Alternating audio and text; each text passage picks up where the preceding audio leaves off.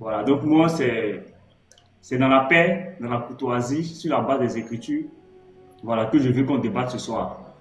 Voilà, il faut que tout se fasse dans le respect, qu'il n'y ait pas d'invective et qu'il n'y ait pas d'attaque des personnes qui ne sont pas ici sur le panel, sur le débat. Voilà, je veux parler des autres frères. Et moi aussi, de mon côté, je n'attaquerai pas des personnes qui ne sont pas ici présentes. Voilà, je sais que Jean-Luc, il est avec la DDR.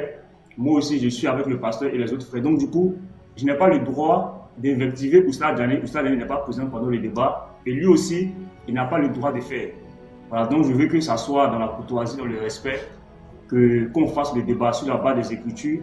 Tu n'es pas d'accord avec ce que je dis, tu donnes tes arguments. Je ne suis pas d'accord avec ce que tu dis, je donne mes arguments, point barre. Donc, c'est dans ce sens-là que vraiment nous voulons faire le débat désormais. Et moi, je suis ouvert, nous sommes ouverts à tout débat, voilà, sur la base des Écritures, sans insulte. Voilà. Donc, le thème, c'est est-ce que nous allons prendre des femmes au paradis?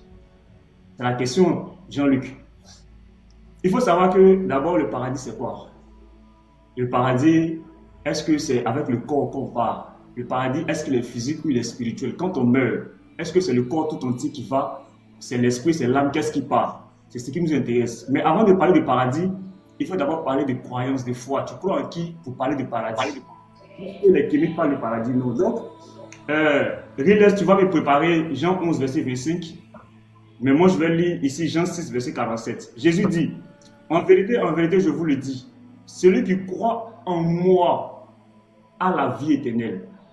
Donc, Jésus nous dit, il a la vie éternelle.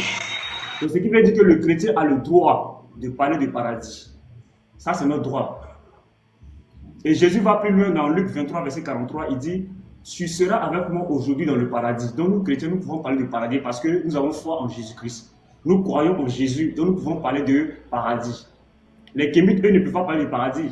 Les musulmans, eux aussi, ont le droit de parler de paradis. Parce que Allah dit dans la Sourate 43, le verset 68 à 71, entrer au paradis, vous a dit exactement que Allah présente, que Allah réserve aux croyants. Est-ce que c'est un vrai paradis? Il reste 30 secondes, je vais donner le verset dont tu m'as parlé. Je vais donner le verset dont tu m'as parlé. Jean 11, verset 25, Jésus lui dit, je suis la résurrection et la vie. Celui qui croit en moi vivra quand même il serait mort. Voilà.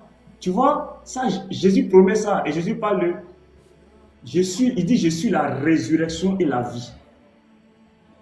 Dans mon développement, dans la deuxième partie, je vais parler de ce qu'on appelle la résurrection et je vais parler de ce que Jésus appelle la vie. Je vais étayer un peu dans la première partie selon la Bible et après selon le Coran sur ce shalom. Merci, petit marteau. Maintenant, c'est à toi, Ibrahim Jean-Luc. Tu as 5 minutes d'introduction. C'est parti. Assalamu alaikum à toute la communauté musulmane et shalom shalom à tous mes frères en Adam qui sont chrétiens. Merci beaucoup au frère Petit Mato pour l'introduction. Je suis très content parce qu'aujourd'hui, tous les frères chrétiens vont comprendre que c'est l'islam qui est la vérité. Et les frères musulmans seront encore plus à l'aise de pratiquer la religion d'Allah qui est l'islam. Allah, c'est le Dieu d'Abraham. Allah, c'est le Dieu d'Isaac, c'est le Dieu d'Ismaïl, c'est le Dieu de Moïse, c'est le Dieu de Jésus, c'est le Dieu de Mohammed. Je vais commencer par corriger ce qu'il a dit en intro. Il a dit comme ça que Jésus-Christ a dit que celui qui croit en lui a la vie éternelle. Et c'est vrai, Jésus-Christ est un messager d'Allah. Et donc tous ceux qui croient en lui auront la vie éternelle. De même que lorsque Allah a envoyé Moïse et que Allah a fait descendre sur Moïse la Torah, tous les David, tous les Salomon, tous les Isaïe qui ont cru en Moïse en croyant à la Torah et qui sont morts dedans, c'est David là, c'est Moïse là. Ils auront aussi la vie éternelle. Donc de la même manière que les gens ont cru en Jésus, de cette même manière, ils auront la vie éternelle autant que ceux qui ont cru en Moïse et qui sont morts dedans, tels que les David, tels que les Isaïe, tels que les Salomon. David, Salomon, Isaïe, ils ont cru en Moïse, ils n'ont pas cru en Jésus parce qu'ils n'ont pas connu Jésus. Donc eux aussi, ils auront la vie éternelle parce qu'ils ont cru en Moïse. Qu'est-ce que tu as dit encore? Tu as dit comme ça que Jésus-Christ a dit aux bandits, aujourd'hui. Tu as dit comme ça que Jésus-Christ a dit aux bandits, aujourd'hui tu seras avec moi dans le paradis.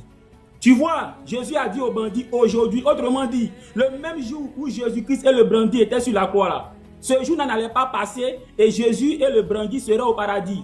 Mais dis-moi, est-ce que Jésus, ce même jour-là, lui-même, selon la Bible, est allé au paradis?